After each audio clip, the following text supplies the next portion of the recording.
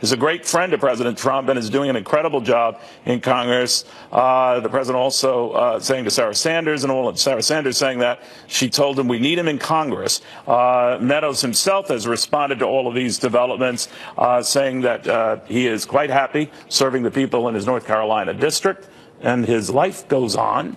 Meanwhile, the search for a White House chief of staff goes on, because that isn't settled. And right now, General Kelly is leaving at the end of the month. Here comes the 5.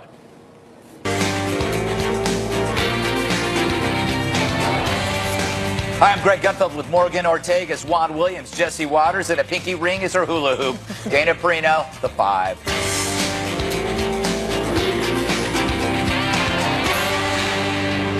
A fiend shot and killed at least 2 people in northeastern France last night. He yelled Allahu Akbar while opening fire at a Christmas market. Wonder what he was trying to tell us. The terrorist was known to authorities, 27 convictions, and currently wanted for other violent acts. Considered a threat to the state, he was still out and about and might already have fled the country. Now, as an American, the striking thing about this recent attack is how rarely we hear about them now. That's good. But the venom of Islamic terror still exists, and injected into a bitter loser culminates in mayhem. It's been so long since writing about this and talking about it, I'm pretty rusty. The fact that such evil can move freely is another reason why security is the backbone of freedom. And while you'll never be 100% safe, the only way to enjoy freedom is to understand the price it takes to maintain it. A border, it's important, but when someone born here is radicalized, that's not enough. Solid walls keep bodies at bay, but toxic ideas float happily over them. The terrorist was in prison. Prisons have walls and borders, but they only work if the dirtbag is still inside them. He was out and able to kill innocent people. Why? How is that possible? It's infuriating. France, a target of numerous attacks, they still have trouble with priorities. While America enjoys relative safety compared with the past, this is a reminder for the modern world that as we move forward, there are still those who wish to take us back. You know, Morgan, you've dealt with this. This has been kind of your expertise. The last big attack here was around Halloween last year. A terrorist in a truck killed 8, and they were mostly tourists. But it seems like we're not really focusing on this as much anymore. Is that wise? You mean as it relates to the U.S. focusing on terrorism? Yeah, in general. I think it's out of the news because the president, for good reason, has focused a lot on the threats of China and Russia, sort of this great power warfare that we're entering into. He also, through the military, has had great success against against ISIS in Syria and Iraq. I do think that this attack foreshadows a coming debate that this administration is going to have very soon about what we're doing in Afghanistan, if we will keep forces there, if we will pull them out. And I think it serves to remind all of us that this is a generational struggle. This attack may not have been ISIS directed, but it was clearly ISIS inspired. And this continues to be something that Europe struggles greatly with. And we can't keep our eye off the ball. Yeah. You know, Dana, the argument over borders is sound, but I don't know if it correlates with this attack. I would say that this is more of a failure of law and order to protect society from a known threat. Right. So, and one of the things also is that he was radicalized in prison. Right. And we know that that's a big problem too. So there's things that you go down the list, and again, you know, hindsight being 2020, you're like, well, obviously he was going to do this again. So why wasn't he kept? And part of the question has to be like, what are the resources that you're willing to spend? Can there be rehabilitation? Or can there be deportation? I did see that the officials in Germany apprehended his family for questioning because they don't know if there's coordination, things like that. So that area is quite porous, right? And because of the EU, understandably, from an economic standpoint, they thought this would be better if we just have no borders, right? Right. They added a border today, but it's a little bit too late. Right. Good point. Jesse, I'm going to play you some sound on tape from Fox and Friends. It's a show here in the mornings. Never heard of it. Before you get up. It's Mike Pompeo. How do you know my sleeping patterns? I have a camera. He's Secretary of State, Mike Pompeo, and he's talking about terror as it relates to security and vice versa. Europe has got an enormous challenge. We have this problem here in the United States as well. Lots of folks that we're watching we think are at risk. We try to monitor, but the numbers are so big. It's why, frankly, border security matters too. These are related issues in the sense of we need to know who's coming in and out of our country, so there are fewer people that the FBI and sheriff's offices in Kansas and places like that have to monitor and watch. Okay, so Jesse, the issue here, I mean, he's monitoring who is coming in and coming out, but in this terror attack, it wasn't about coming in and coming out. He's already there, but does it still matter because, you know, I think he's taking the comprehensive approach. Right. So, you have air, you have land, and you have sea. And according to the Department of Homeland Security, they stop about 10 terrorist-related people coming into this country every single year. And obviously a lot more money needs to be spent in order to protect the U.S. national security. They have watch lists. They have them here, and they have them there. And right now there's about 26,000 people on the French terror watch list. You could get on that list if you fight for ISIS, or even if you go to a jihadi website, or if you have any contact with a suspected jihadist, they put you on the list, and that allows the French authorities to place a GPS monitor in your car. It allows them to wiretap you and exchange information with the other EU nations. We had our eyes on the 9/11 hijackers, on the Boston bombers, on the Pulse nightclub shooters, and it's very frustrating as an American when someone perpetrates an attack and then you have the idea that the FBI kind of was aware a little bit, and it looks like the same thing happened over in France.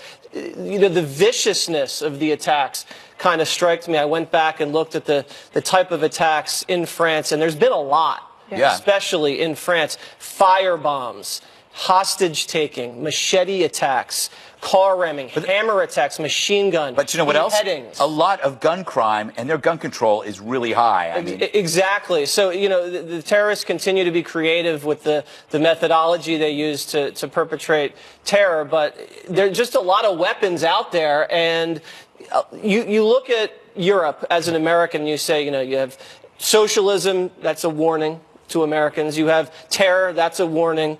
The economy, migration, and you sit back and you say, what lessons can we learn from Europe before they become crisis in America? I'm setting you up for this, Juan, because I know I know you will have a good point on this. That Donald used this as part of an argument about the border. How do you see that?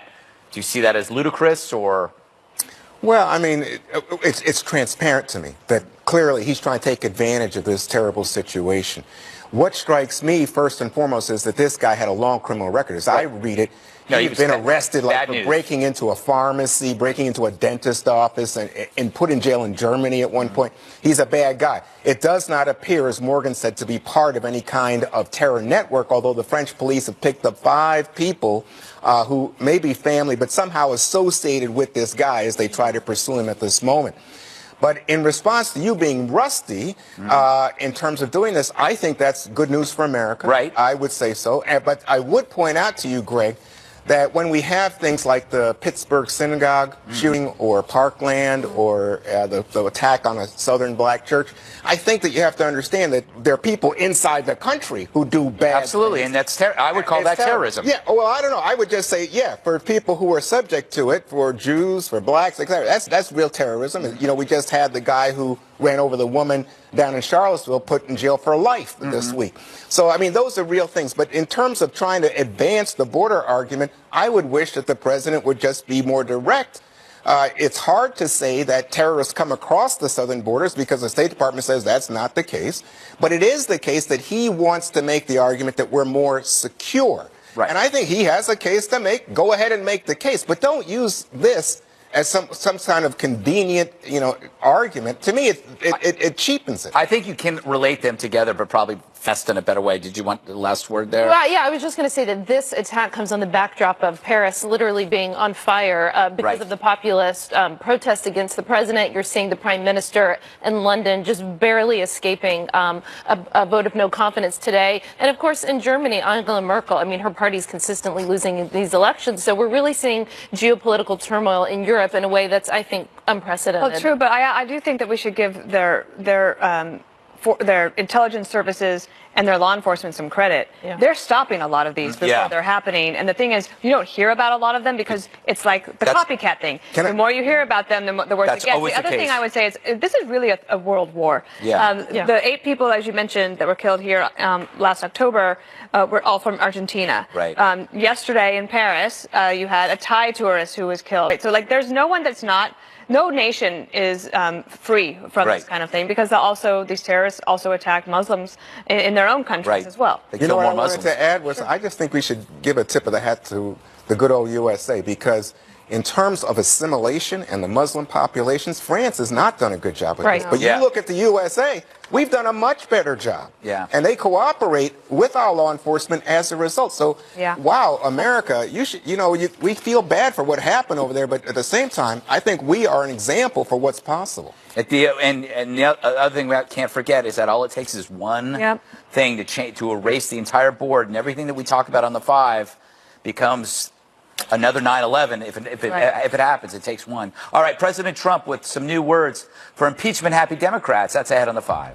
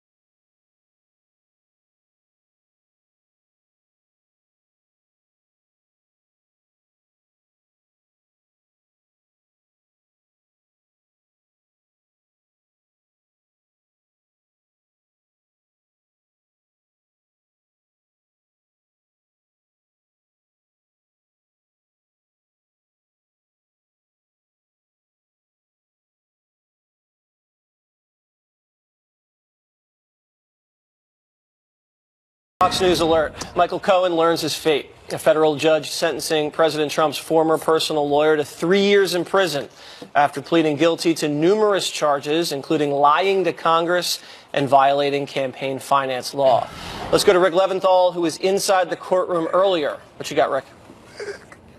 And Jesse, it was packed with members of the media, also attorneys and federal agents, and 3 rows of Michael Cohen's family and friends who all listened intently as he spoke for almost 10 minutes before he was sentenced. Near the very beginning, he told the judge, "This may be hard to believe, but today is one of the most meaningful days of my life, the day I got my freedom back," because he says his blind loyalty to Donald Trump led him to choose a path of darkness over light, ignoring his own moral compass and spending several years in what he called mental incarceration.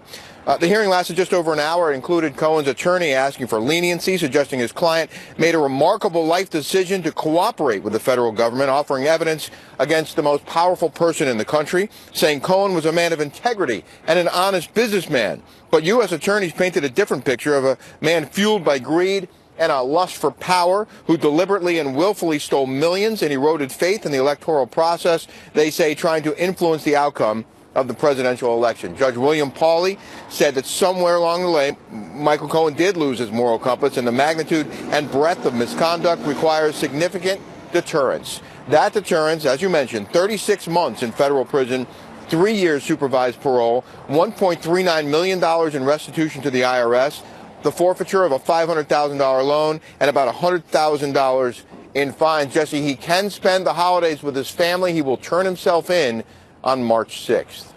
Rick, thank you very much.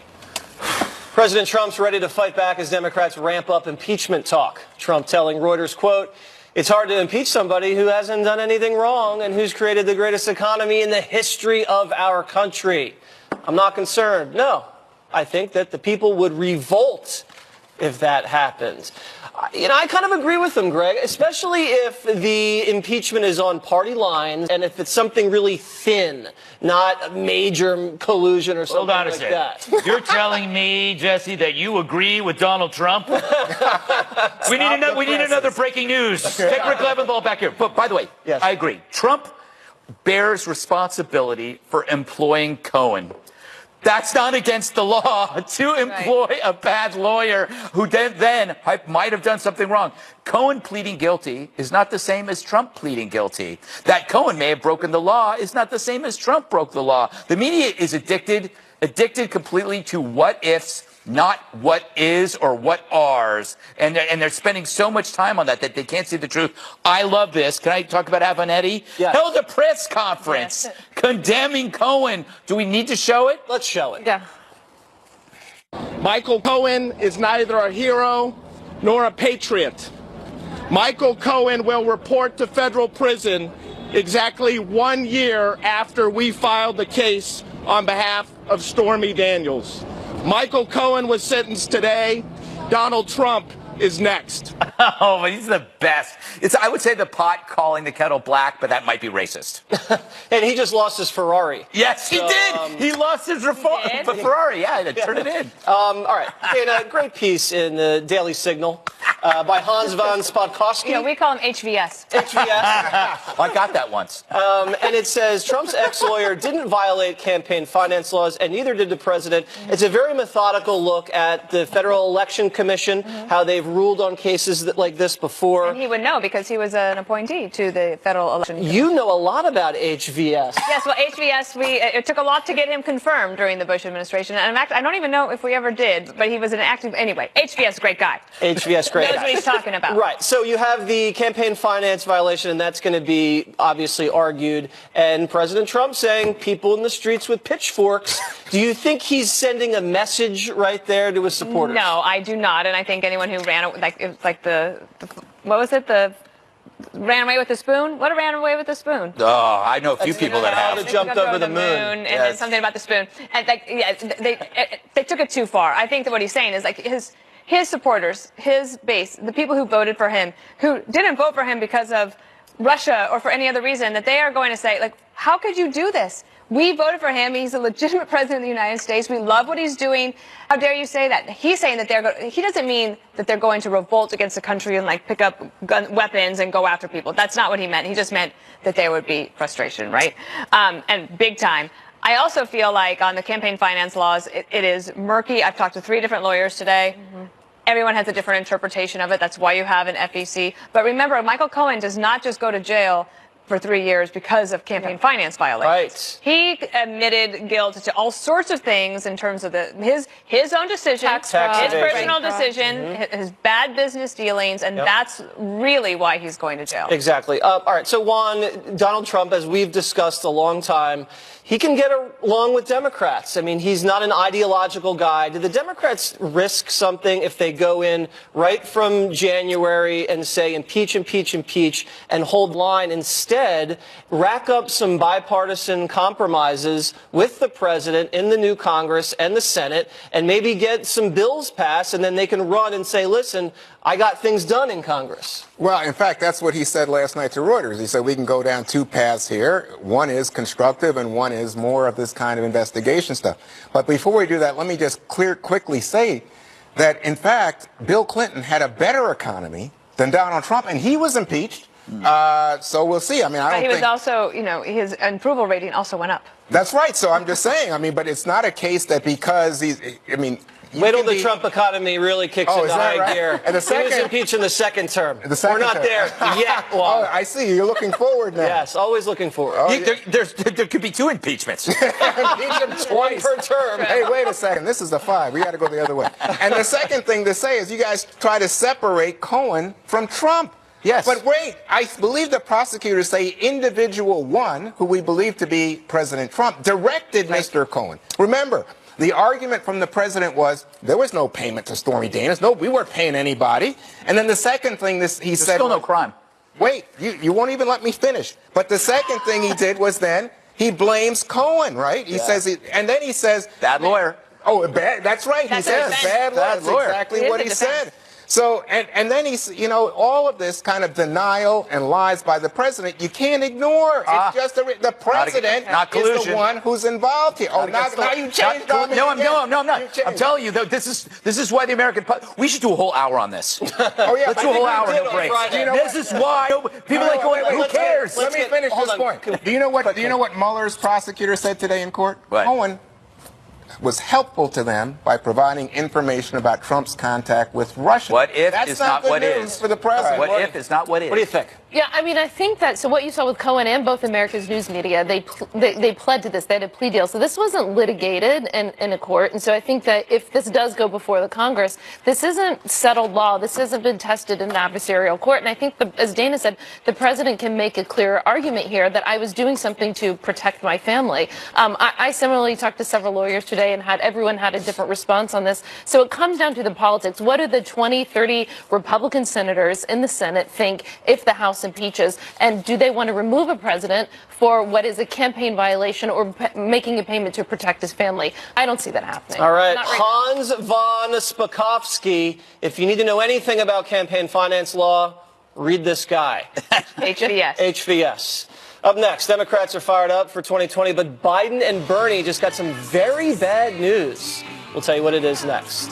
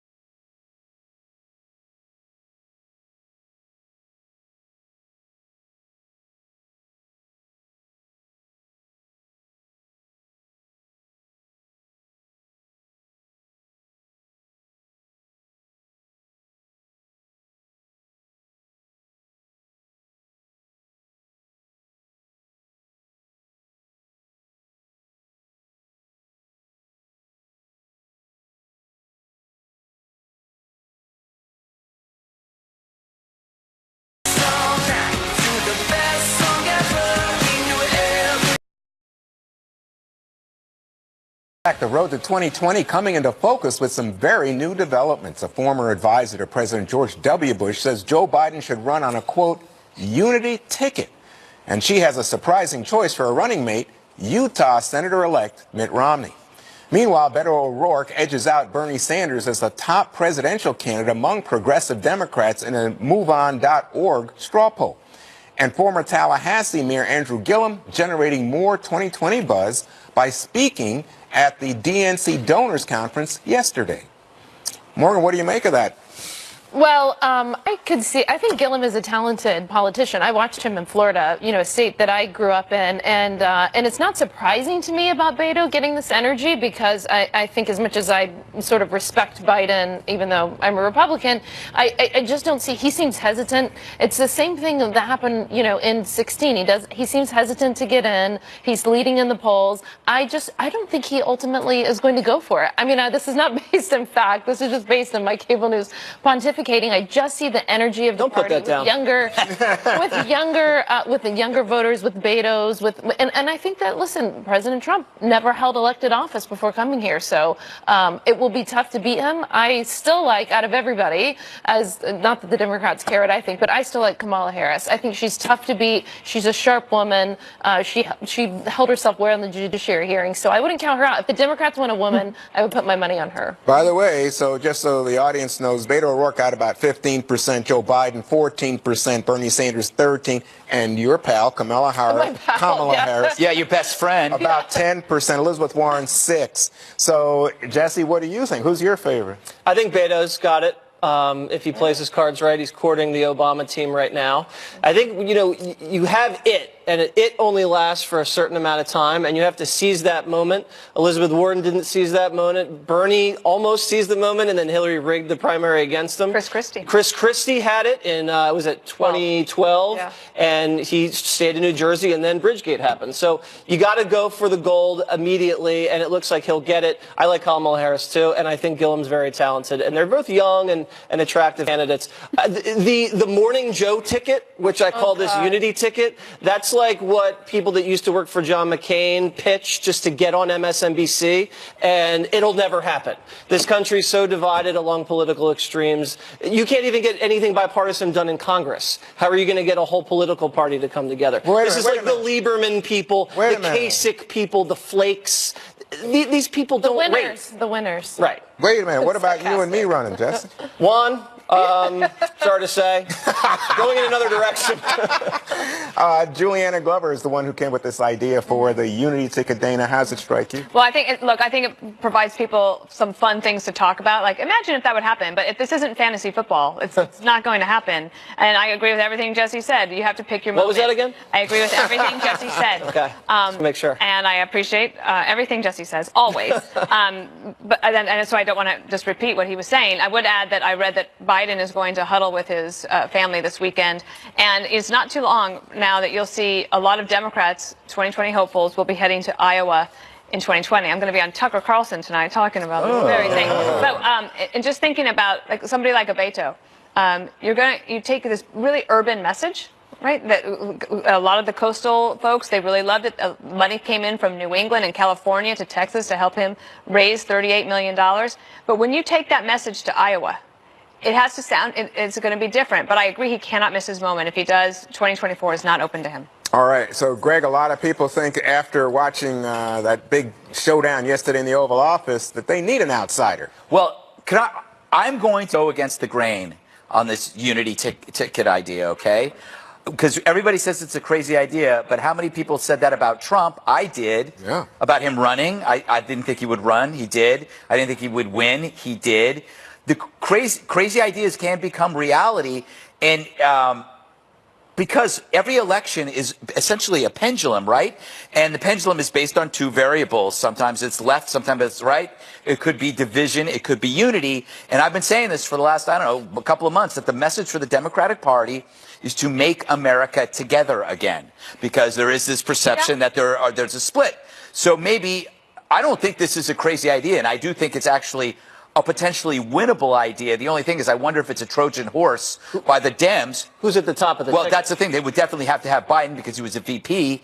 And then so let's say we offer unity, but once they're in, they just go back to being the liberals. So I think it's the right idea of unity. It's smart. Wow.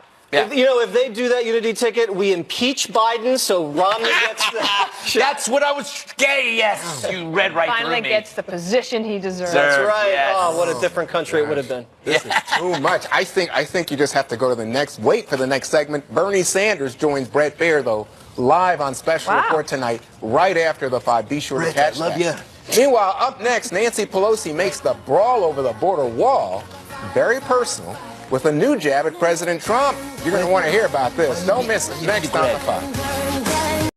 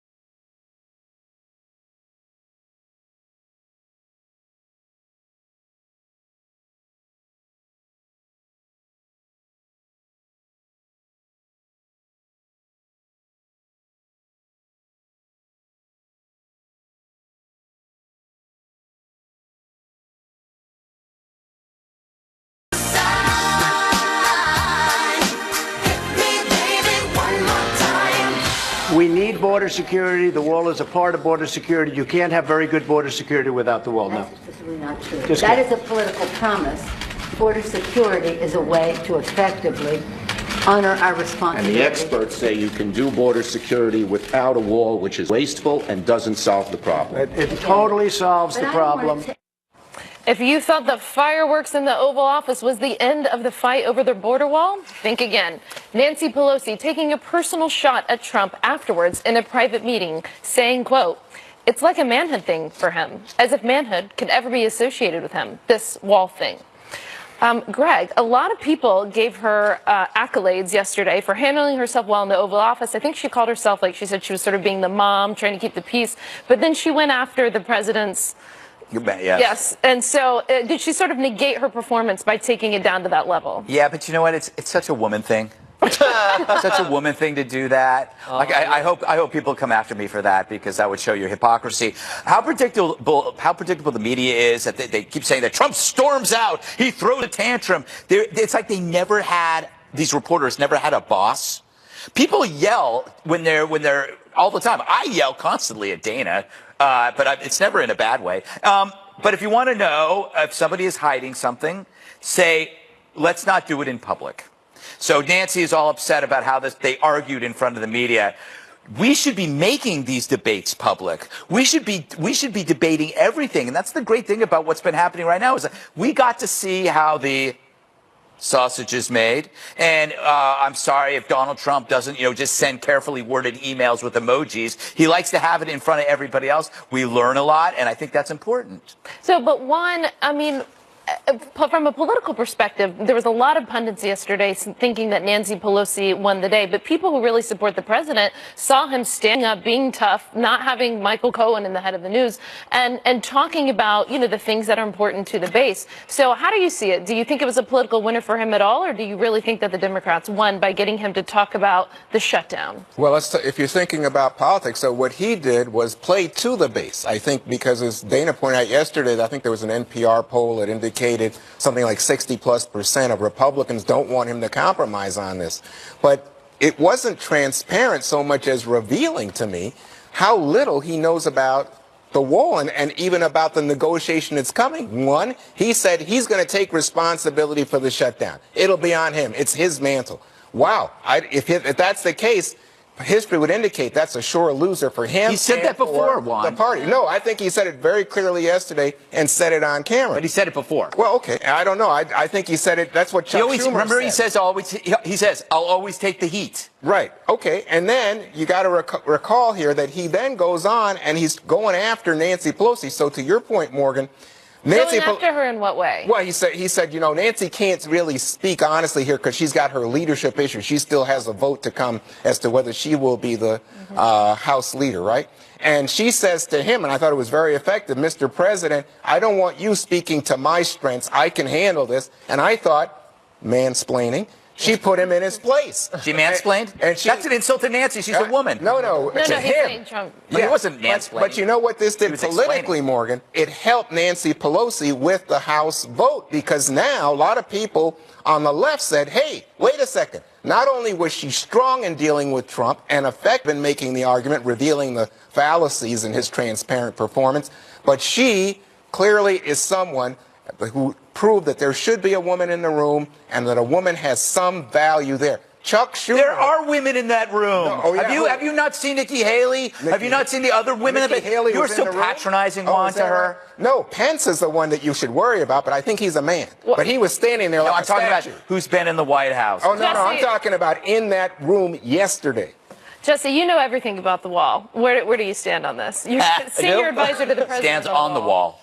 Well, she's saying that walls aren't effective. I would just look at Israel. Very effective there. Everywhere they've put it, San Diego, El Paso, Tucson, Yuma, everywhere Her own they've put property. the wall, that it has driven illegal immigration to a place around the wall. And if Juan doesn't think that the wall's effective, let's see you hop over it, Juan.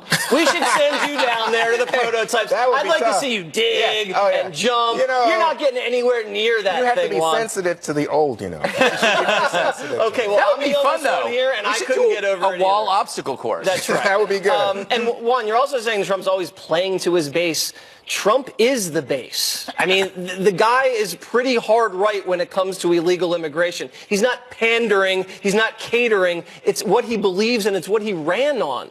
Nancy Pelosi, I thought she did better than Crying Chuck. Yeah, and Crying Chuck, you know, to him to say that Trump threw a temper tantrum, his name is Crying Chuck. He's a little emotional.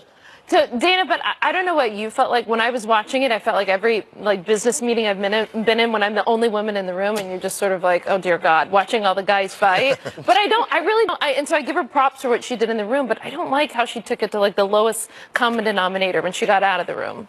Well, I would say that the compromise, that if it's to come, that likely will not happen in public because of Nancy Pelosi got what she needed yesterday in terms of support from the Democrats. President Trump got what he needed yesterday, support from Republicans. And so when they actually are going to say, okay, look, I'll put this on the table, you put that on the table, that will probably happen in private, and then they will leave and everyone will characterize it differently. I think that this could actually go to a shutdown, but I also think that because 7 appropriations bills have already been passed, right, that the pain of this shutdown is probably not going to be that acute unless it goes on for a long period of time. But you know, you're talking about 25% of the government, thousands of federal employees out of work in the Christmas season. Yeah, and especially holiday season, Juan. Oh, remember where you work. Sorry. Sorry. All right, everybody, don't go anywhere. My favorite Wild Card Wednesday is next. Well, mine too.